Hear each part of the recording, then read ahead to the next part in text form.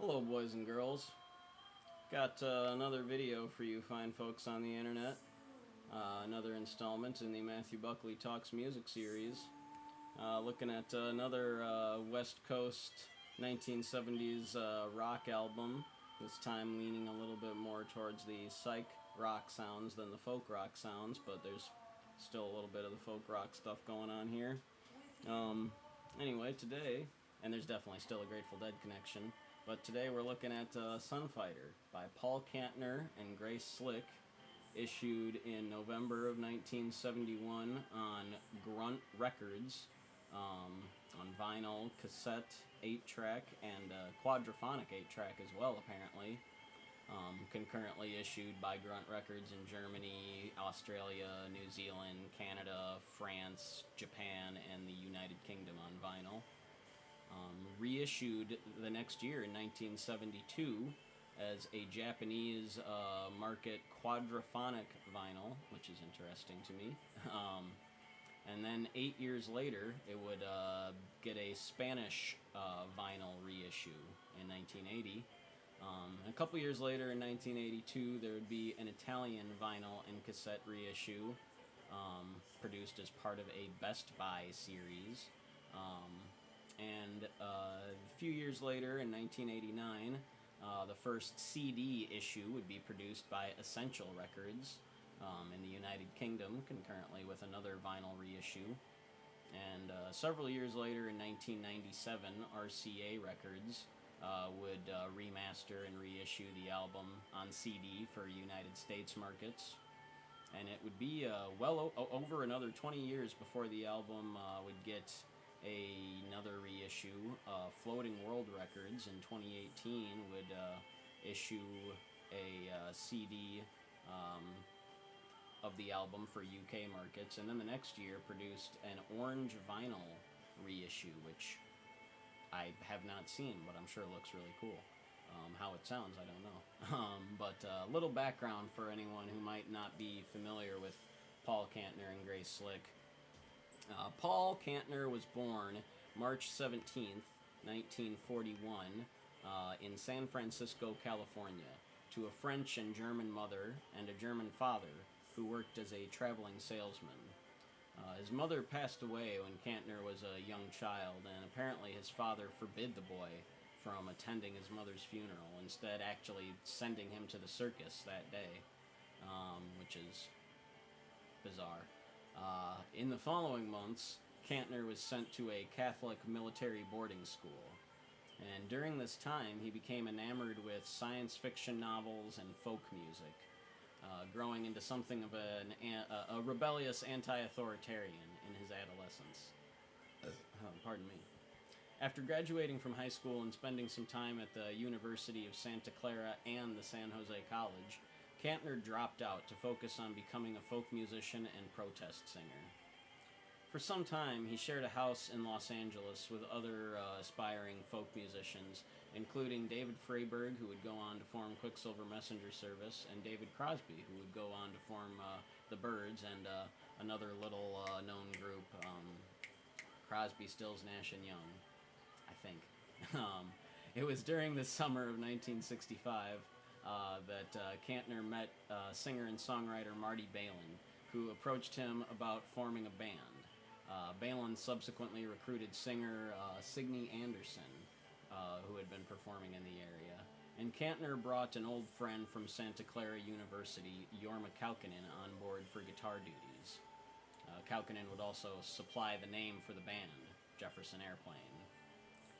The original lineup, or the initial lineup, whichever way you want to look at it, was completed with drummer Jerry Peloquin and acoustic bassist Bob Harvey. After a few weeks, Peloquin left the group, reportedly not sharing the love the others had for recreational substance use, and it was ultimately agreed by Kantner and Balin that Harvey's bass playing was not an appropriate fit for the sound they wanted. Singer and guitarist Alexander Skip Spence was brought in to supply drums. You figure that one out. And an old friend of Kaukonen's, guitarist-turned-bass player Jack Cassidy, was drafted to fill out the lineup. The band developed their performing chops and garnered a significant following in the San Francisco Bay Area, performing regularly at Bill Graham's Fillmore Auditorium. And in November of 1965, they signed a contract with RCA and Victor Records, and their debut album was recorded in the spring of 1966. Shortly thereafter, Skip Spence quit the band. He would go on to form another group, Moby Grape, and was replaced by Spencer Dryden. And just before the summer began, vocalist Signe Anderson gave birth to a daughter. And the following October, after the release of their album, their debut album, Jefferson Airplane Takes Off, in September, Anderson would leave the band as well. The group, needing to find a replacement once more, would find that replacement and frontwoman in the form of Grace Slick, lead singer with the Great Society, another San Francisco psychedelic rock group that had often performed as a supporting act for the Airplane. So Grace Slick, born Grace Wing, October 30th, 1939, in a suburb of Chicago, Illinois, was born to parents who had both studied at the University of Washington. Grace's father worked as an investment banker and was frequently transferred during her childhood. The family moved from Highland Park, Illinois, to Los Angeles and San Francisco before settling in Palo Alto, California. In her adolescence, Grace was enrolled in an all-girl private school, and after graduating, attended Finch College in New York City for a school year, and spent the following school year attending the University of Miami. In August of 1961, she married Gerald Jerry Slick, an aspiring filmmaker and semi-professional musician. During this time, she worked in modeling, and began writing her first songs. After seeing a performance by the newly formed Jefferson Airplane at the Matrix, a nightclub that was actually started by Marty Balin, Grace resolved to start a band with her husband and brother, christening themselves, her husband's brother, I should specify, christening themselves the Great Society. The group performed heavily in the Bay Area and recorded a handful of demos, yielding one single release, Someone to Love, written by Darby Slick, Grace's brother-in-law, and produced by Sylvester Stewart, who would go on to find success as Sly Stone with the psychedelic funk band Sly and the Family Stone not too much later. In October of 1966, Grace was approached by Jack Cassidy of Jefferson Airplane, who told her that the band members were hoping she would be interested in replacing Signe Anderson, who was leaving the group to raise her newly born child. Deciding that the Airplane were a far more professional outfit than her current band, Grace allowed the band to buy her out of her contract and join the Airplane. She quickly earned a seat at the table as the Airplane assembled their second album, Surrealistic Pillow, which would embrace more psychedelic effects and a heavier rock sound than their folk rock debut. In the recording sessions, Grace brought to this metaphorical table 2 songs from the Great Society's repertoire, a raga rock song that she had written called White Rabbit, and Somebody to Love, originally written by her brother-in-law as Someone to Love. Both songs would be issued as promotional singles following the release of the album in February, and would go on to become 2 of Jefferson Airplane's most enduring and popular songs, even becoming anthemic and classically representative of 1960s counterculture in the public consciousness. Both songs charted in the top 10 of the U.S. Billboard Hot 100 chart, and the Surrealistic Pillow album charted at number 3 on the U.S. Billboard 200 chart, and has since been certified platinum by the RIAA. The band subsequently gave an acclaimed performance at the highly publicized Monterey International Pop Festival, being featured in the theatrical film by D.A. Pennebaker, and seeing further exposure on network television programs such as The Tonight Show with Johnny Carson, The Ed Sullivan Show, and The Smothers Brothers Comedy Hour. During this time, Paul Kantner and Grace Slick both began to take more of a stand as the group's primary songwriters and personalities, doing more of the driving of the group's creative direction, if you will. Marty Balin's influence began to wane, and the other band members were actually openly critical of his tendency towards ballads in lieu of the heavier rock sound that the band had been leaning into. Their third album, After Bathing at Baxter's, was released in November 1967 and charted at number 17 on the U.S. Billboard 200 chart, and that album completely forsook the pop sensibilities of the songs on Surrealistic Pillow and dived headlong into avant-garde experimentation and heavier psychedelic rock styles. In early 1968, Bill Graham, who had been functioning as the group's manager for about a year, was fired after the band was given an ultimatum by Grace Slick to either let Graham go or let her go. Their fourth album, Crown of Creation, was released that September to positive reception, charting at number 6 on the U.S. Billboard 200 chart. In February of 1969, the group issued Bless Its Pointed Little Head, a live album recorded in the fall of 1968 in concerts at both the Fillmore East in New York City and the Fillmore West in San Francisco, which charted at number 17. In the early weeks of 1969, Slick underwent throat node surgery and was unable to perform. So the other band members began performing under the name Hot Tuna, being led by Kaukonen and Cassidy through electric and acoustic blues classics. In April of 1969, the band began recording their next album, tentatively titled Volunteers of America, America stylized with a K, very edgy. And while the album was mixed and mastered, they performed at the legendary Woodstock Music and Art Fair in August of 1969, also appearing the day after the festival on a special episode of the network television program The Dick Cavett Show, an episode which also featured special guests David Crosby, Stephen Stills, and Joni Mitchell. The next month, Jorma Kaukonen and Jack Cassidy performed a series of acoustic blues concerts, which would result in the self-titled full-length debut album by Hot Tuna, charting at number 30 on the U.S. Billboard 200 chart. Hot Tuna would continue to become a higher priority for Kaukonen and Cassidy, one of the many factors contributing to the growing tensions and divisions in the airplane. The following November, the group's new album was finally issued, albeit under the somewhat abridged title Volunteers, still overflowing with political and protest songs and social commentary, as well as a few songs that carried the science fiction themes that Kantner would continue to further explore in the coming years.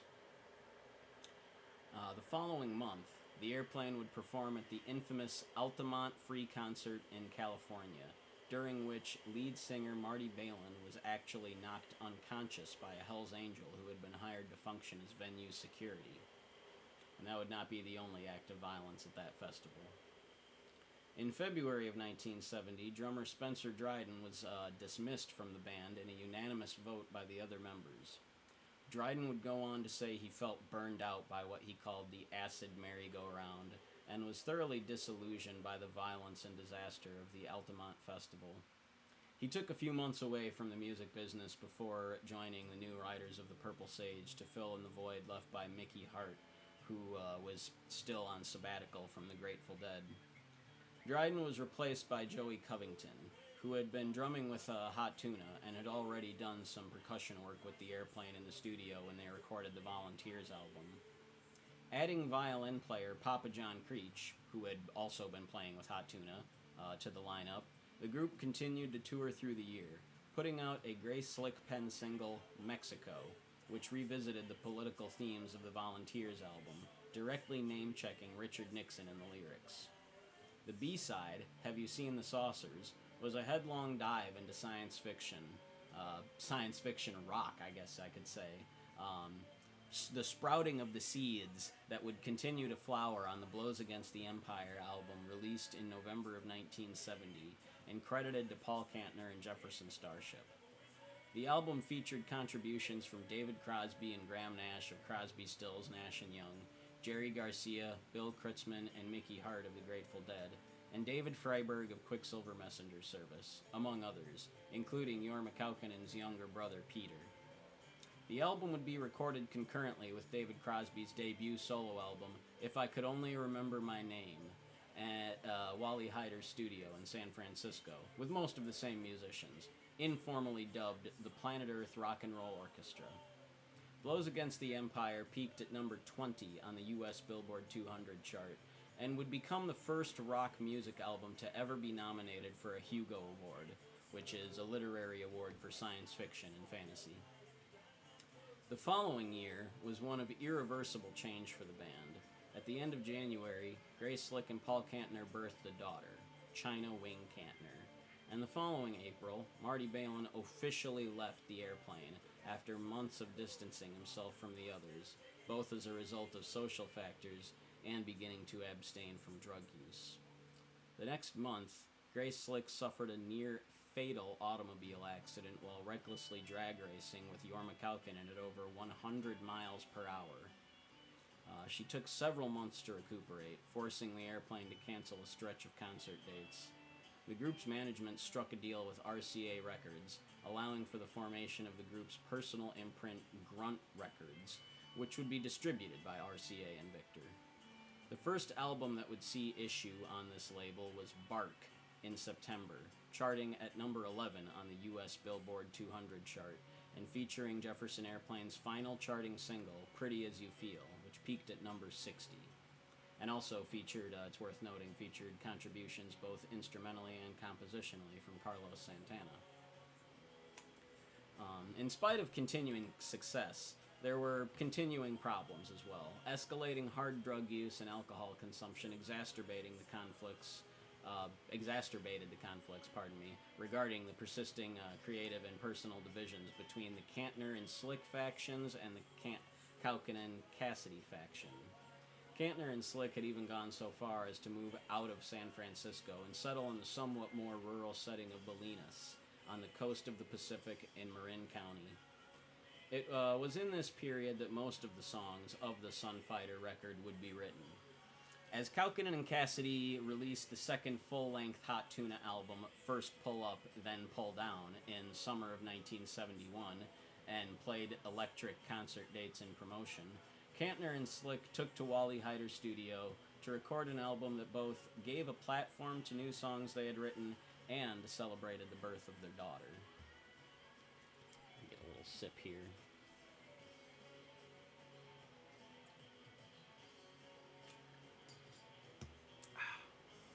Pardon me. So, onto the album itself. Side A opens with Silver Spoon, a Grace Slick composition and one of the album's harder rocking songs. It begins with very dramatic, in my opinion, almost operatic piano, squealing violin in the background, and a seriously powerful vocal from Slick singing about throwing down all your silver spoons and eating all of the raw meat with your hands. She plays a more hypnotic piano riff and begins chanting, "Pick it up, piece by piece," before demanding, "Where are the bodies for dinner? I want my food." With this, the rest of the band joins in. The lineup essentially qualifies this track as a Jefferson Airplane or Jefferson Starship song. Kantner on rhythm guitar and Slick on piano, both on vocals and accompanied by Jack Cassidy on bass, Joey Covington on drums, and Papa John Creech on electric violin, featuring additional flute contributions from Steve Schuster, who was credited as the Spanish Sexuals in the original vinyl liner notes here. The song glides along with, Grace, pardon the pun, as our vocalist Grace sings explicitly about cannibalism, asking, "What if you were starving to death and the only food you had was me? What would you say to the cannibal question? Would your answer be perfectly free?"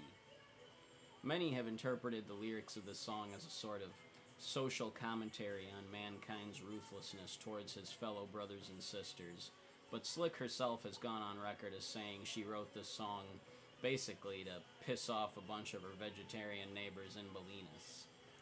In the liner notes of the CD edition, there's a quote from Grace where, in regards to the visceral cannibalistic imagery of the song, she says, "That comes from being badgered," and goes on to bemoan the shitloads of hippies, serious, hairy armpits, no work, bake your own bread and buy organic hippies, that she found herself surrounded by in Bolinas.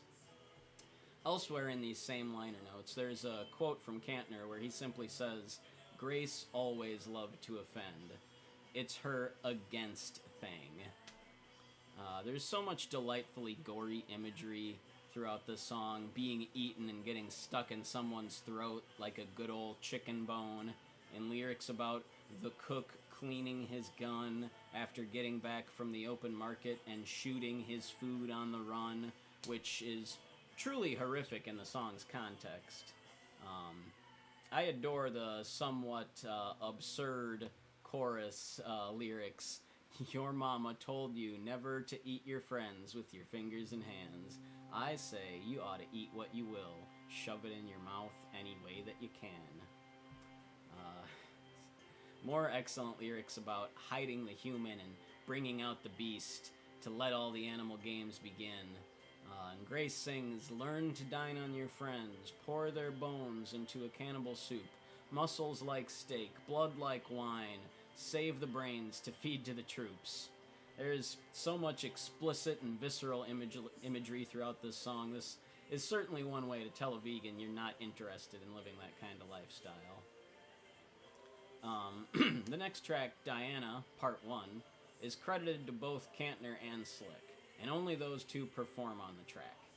At only 52 seconds, it's the shortest song on the album, but has a great deal to unpack in its themes.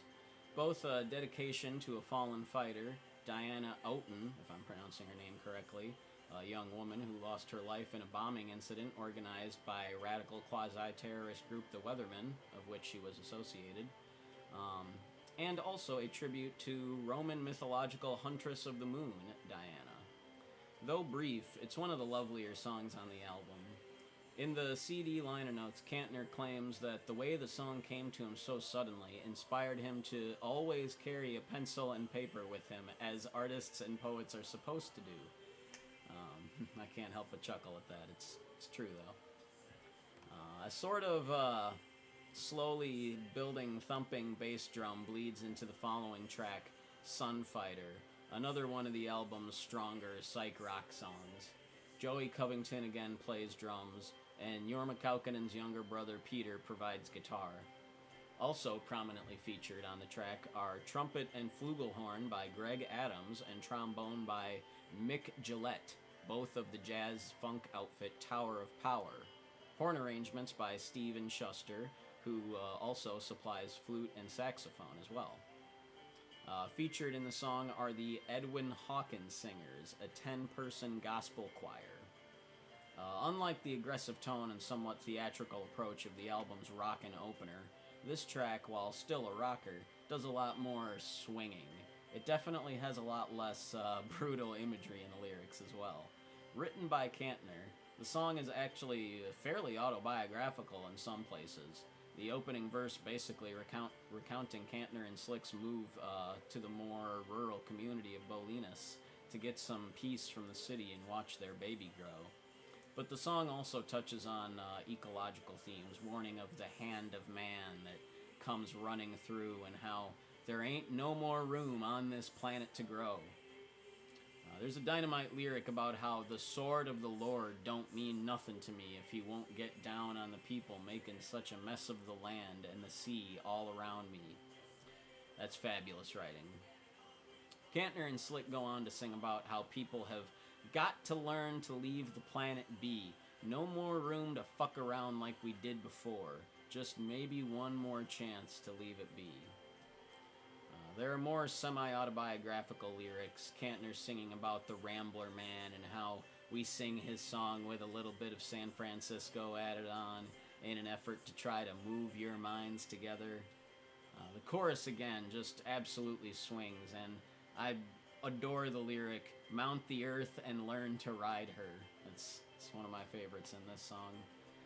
The song has so many great lyrics. The whole album really is overflowing with clever lyrics and wild images.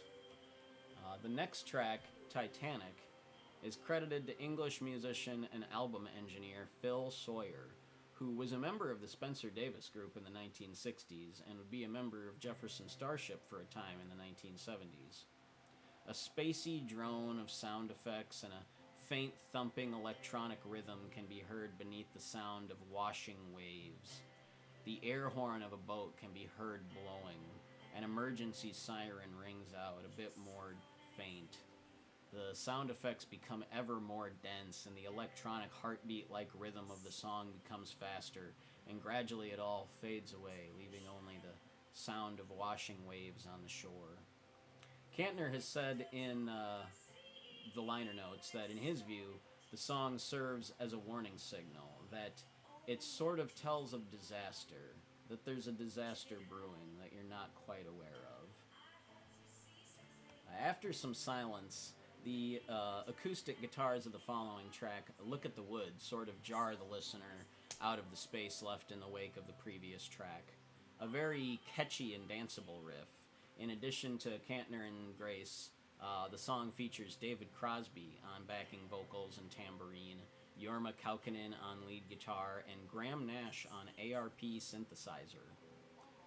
The album credits state dedicated to Roy Buckman, listing words by Grace and music by Kantner. With this song, the duo take a bit of a break from preaching and finger-pointing, simply celebrating the craft of a man they actually knew in Bolinas. As Kantner says in the CD liner notes, this woodworker who made some amazing stuff for us when we were living in the country.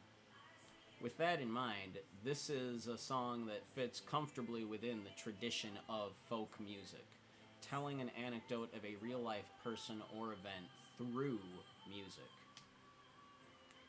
Decidedly medieval in its execution, the song really feels straight out of a whimsical fantasy story that takes place in some sort of enchanted forest. Kaukonen's electric guitar solo is appropriately psychedelic and searingly fluid like plasma, deliberately mixed somewhat low to keep the bite of the electric guitar from overshadowing Kantner's acoustic guitar tracks. Worthy of note are lyrics of the second verse. Tell me, old man, how long have you lived to have such amazing talent? I'm 20 years short of a century, and the best years are in the balance. That's fun stuff. I like it a lot. The song also features a few goofy ad-libs from Grace, both after the lyrics about eating moles and again at the end. The next track, When I Was a Boy, I Watched the Wolves, begins with a very delicate-sounding guitar introduction before changing direction entirely, like a front from coming in, a storm cloud sweeping over a vast landscape. That's really the feeling I get, as the song gets past the intro. That's how it feels when the band starts in. Kantner and Slick are joined by Jerry Garcia on electric guitar, Peter Kaukonen on mandolin, David Crosby and Graham Nash on vocals, and Shelley Silverman, who supplied drums on a couple tracks from Peter Kaukonen's full-length debut solo album, Black Kangaroo, released on Grunt Records the next year in '72. Shelley Silverman plays drums on this track. Credited to both Kantner and Slick, the song, again, takes a semi-autobiographical approach in its use of metaphor regarding the concept of a wolf pack. In the CD liner notes, Kantner refers to the song as the attitude piece. Some of the wolves I watched were the weathermen, were government people that we knew, were soldiers, were real wolves. There's a certain naive celebration of that attitude. Worth highlighting are the lyrics, When I was young and low out here in San Francisco, I could rely on the fire of my friends. Now I can carry a few, and I do and I can. We get by however we can. Me and my friends, we roll through the hills in the nighttime. Me and my friends run into the morning sunshine. Which, first of all, I absolutely love that. It puts such vivid images and positive feelings in my mind and my heart, respectively. The sense of community that Kantner and Slick had in their social circles is represented wonderfully through the concept of a tightly knit wolf pack. Jerry Garcia delivers arguably some of the most stinging and ambitious guitar playing he managed in this era, with or without the Grateful Dead, in my opinion. His guitar work really takes the song to the next level. The band is practically attacking their instruments by the end, and even the vocals are powerful to the point of being aggressive. Even though this isn't necessarily my favorite song on the album, this is arguably one of the centerpieces of the album. And Side A. Side B opens with Million, another more pastoral hippie song, albeit with psychedelic and even cosmic overtones. The opening guitar effects invoke the imagery of the glorious golden sun rising over the horizon, much like on the album cover. Kantner and Slick are accompanied once more by Jerry Garcia on guitar, and guest vocals are provided by Jefferson Airplane road manager Bill Wadner. Written solely by Kantner, the song is another celebration of community and shared future of freedoms. Kantner himself says in the CD liner notes, "That's just the normal hippie, here we are, we can be together kind of thing." Also noting that it stems from a very communist small c version of Robert Heinlein's Stranger in a Strange Land, which Kantner refers to as the model for the hippie era. I think my favorite lyrics from the song are "Farewell to the good times behind you," "Goodbye San Francisco dream," "Good morning San Francisco ladies," "Good morning San Francisco crazies." The following track, China, takes its name and inspiration from the pair's newly born daughter. That being said, the original vinyl liner notes state dedicated to Edgar Prendergast, who Grace later confessed was not an actual person, but was apparently Kantner's pet name for his penis. Hopefully that doesn't ruin this wonderful song for anyone. The track features bass guitar by Jack Cassidy, drums by both Joey Covington and British progressive rock musician Chris Wing, and trumpet by Greg Adams, trombone by Mick Gillette, again both of Tower of Power, and saxophone and horn arrangements provided by Stephen Schuster once more. Written solely by Grace, the song is also the only solo Grace vocal on the album, ranging from ginger whispers to booming shouts that resonate with such weight it's almost hard to believe that the voice comes from just one person. Another song of celebration, rejoicing in the possibilities and wonder in the new life of her daughter, and the newfound appreciation Grace herself found for many aspects of life in the process. Grace plays gorgeous piano, and the horns practically lift the song up to drift in the clouds, which is exactly how it feels as the song fades out. I think it's beautiful and has always been one of my personal favorites on the album. The next track, Earth Mother, picks up the tempo and adds a new voice to the mix. Jack Traylor takes lead vocal and provides guitar. Papa John Creech supplies electric violin. Spencer Dryden actually handles drum duties, and lead electric guitar was played by a teenage Craig Chaquiso, who was studying guitar under Traylor and would go on to play with Jefferson Starship in 1974 through 91, and later would have a successful career in smooth jazz. Written by Jack Traylor, the song sees Kantner and Slick taking a more supporting role, both singing backing vocals below Traylor's lead.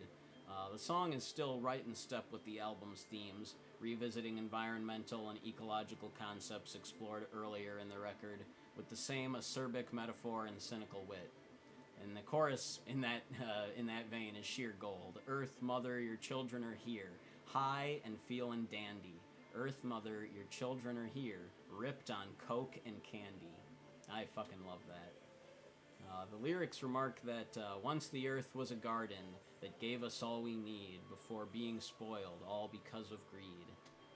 The lyrics also touch on air and water pollution. This is truly a progressive song as far as its thematic content.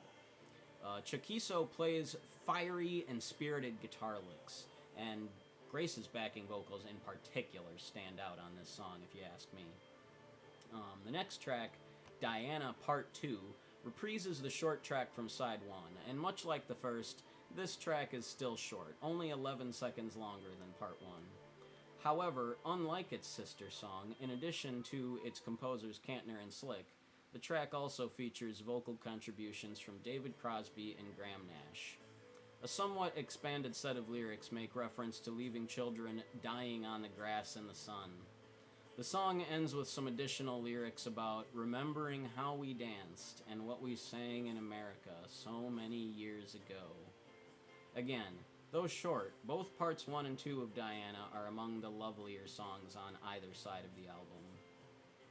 The following track, Universal Copernican Mumbles, kind of suddenly jars you with a piano note out of Diana Part 2 and shifts to the most mysterious mood of all the songs on the album.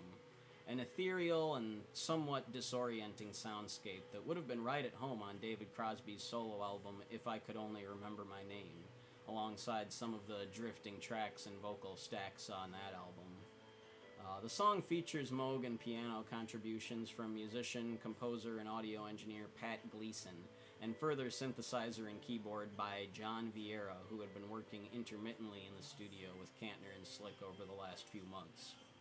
The album liner notes credit Gleason and Vieira with the music, and Kantner with the words. After some truly psychedelic and ethereal interludes that invoke imagery that is to me something of a cross between space travel and astral projection, we get Kantner's voice, drenched in effects maybe halfway through the song. Most people would probably categorize the lyrics as hippy-dippy nonsensical poetry, but whatever. I like them. In the CD liner notes, Kantner describes the song as a landscape that bridged pieces of the album together. I dig it. The next track, Holding Together, is in some ways another centerpiece of the album, featuring masterful psychedelic guitar work from Jerry Garcia and powerful drums that seem to move like the constant ocean currents, with a feel of natural ebb and flow. Music credited to Grace Slick and words credited to Paul Kantner, the song revisits the fantasy and science fiction themes explored in the Blows Against the Empire album, with a bit more emphasis on the fantasy. You got lyrics like, look for Atlantis, it is within you, it lives there, and it breathes there.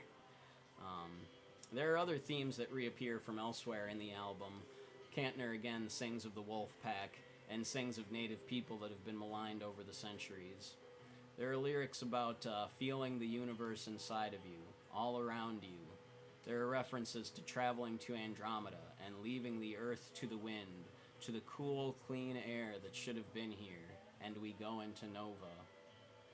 In the CD liner notes, Kantner related the song to that small C communist stuff again, same as the Wolfpack, Strength of the Pack. At over 7.5 minutes, it's the longest song on the record by a solid 2 minutes, but according to the liner notes, was apparently edited down from a roughly 25-minute psychedelic jam in the studio. Again, we get some of Grace's very grandiose, sweeping piano playing. As the song fades out, one can visualize the golden sun setting into the horizon in the distance, much like on the album cover. End side B. So, final thoughts. One of my all-time personal favorite records. This album was the second release on the newly established Grunt Records, one of the most accomplished Jefferson Airplane adjacent projects of the early 1970s, featuring contributions from members of the Grateful Dead and Crosby, Stills, Nash & Young, as well as Jefferson Airplane cohorts, both old and new. This album falls under the umbrella of the Planet Earth Rock and Roll Orchestra collective discography. This period of time saw all the involved musicians going through radical change in their personal lives and working through this change by collaborating extensively together in the recording studio, making guest appearances on each other's albums. The flagship records in this collective discography being the Paul Kantner and Jefferson Starship album, Blows Against the Empire, and David Crosby's If I Could Only Remember My Name. Unlike its predecessor, Blows Against the Empire, the Sunfighter album is not a concept album. It definitely has concepts that are thoroughly fleshed out through the songs, but not necessarily a unifying narrative across the board throughout each song. With that in mind, the album sometimes feels like a collection of outtakes from the other Planet Earth Rock and Roll Orchestra albums. Some of these songs feel like they could have been on Blows Against the Empire. Some of these songs feel like they could have been on If I Could Only Remember My Name. And some feel like they could have been on included in the sequence of Baron von Tolbooth and the Chrome Nun, which would see release a couple years later in 1973, credited to Paul Kantner, Grace Slick, and David Freiberg.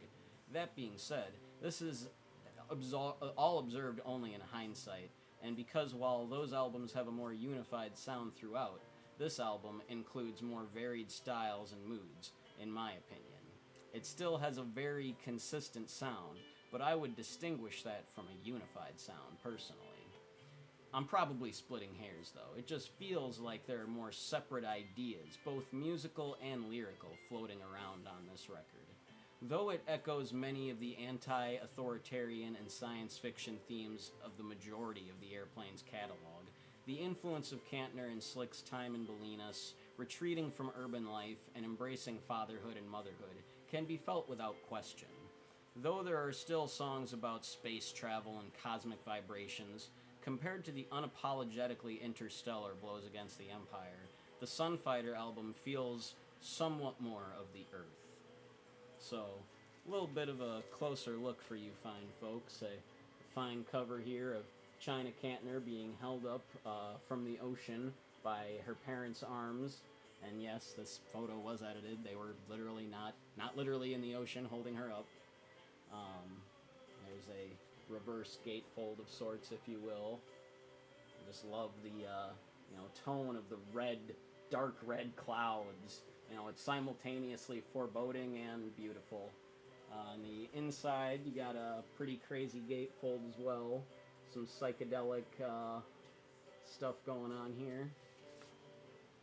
And on the inside, this is not the original inner sleeve. The original inner sleeve had a poem called Pets by Jack Traylor, an excellent poem. The album comes with a little booklet here that has credits and lyrics and fun drawings, mostly by Grace Slick. Your mother says not to pick your nose, you might accidentally pull out your brains. Drawing for Silver Spoon. A very basic sheet for Diana. Drawing for Sunfighter, which is also, according to this flag here, for Marty Balin. I love the baby on this drawing. It's some very good stuff, if you ask me. Flipping the page again here, just bear with me a second. There's a nice drawing for Titanic, featuring a hand holding the Titanic up and also giving the finger. I think that's supposed to be the hand of God or something. Fine drawing of a crazy looking wolf here for when I was a boy. I watched the wolves. And the centerpiece here, a mirrored image of a cloud. Pretty cool. Further drawing of a dollar bill plugging into an outlet. Or maybe that's supposed to be a TV dollar bill, I'm not sure. Lead yourself, you deserve it. Nice little lower half of a face to accompany the lyrics for China.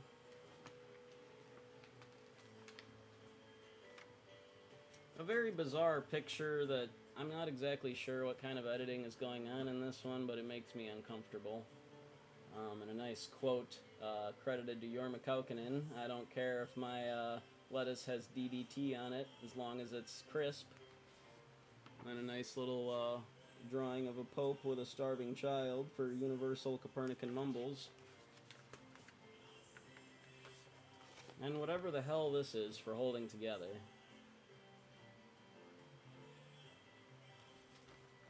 Nice little shot there accompanying the credits for the album, who plays what on what track.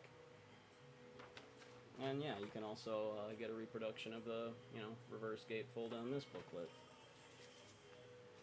So, the label itself, the Grunt Records label,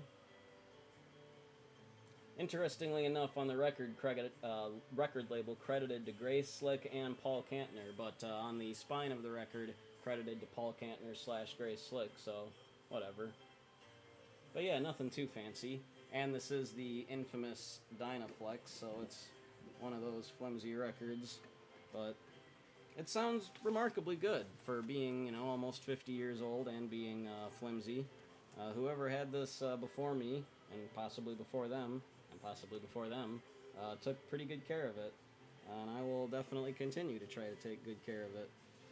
I will definitely say this album is one of my all-time favorites, and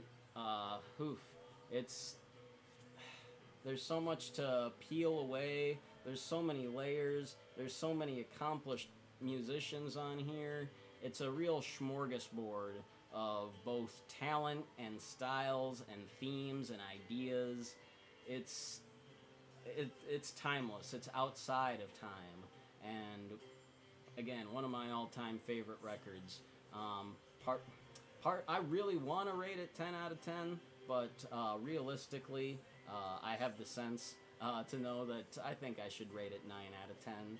It's just not quite in the utmost echelon of perfection, but it is fantastic. It's a real trip. It's a good time. And like I said, some of the songs on this feel almost like they could fit within the framework of some of the contemporaneously released Jefferson Airplane adjacent albums, or albums in the Planet Earth Rock and Roll Orchestra collective discography.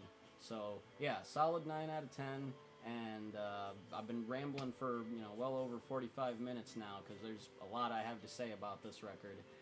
So let me know in the comments below. Have you heard the Sunfighter album? Are you familiar with Paul Kantner and Grace Slick? Any of their work inside or outside of Jefferson Airplane? Or anything involved in the Planet Earth Rock and Roll Orchestra involving David Crosby, Jerry Garcia, Paul Kantner, all sorts of San Francisco musicians from these delightful psych rock folk bands. Let me know below. Let's get a discussion flowing in the comments. And thank you again for watching. If you've watched all the way through, I appreciate any and all viewership. So once again, this has been Matthew Buckley Talks Music with Sunfighter by Paul Kantner and Grace Slick. Music is the best.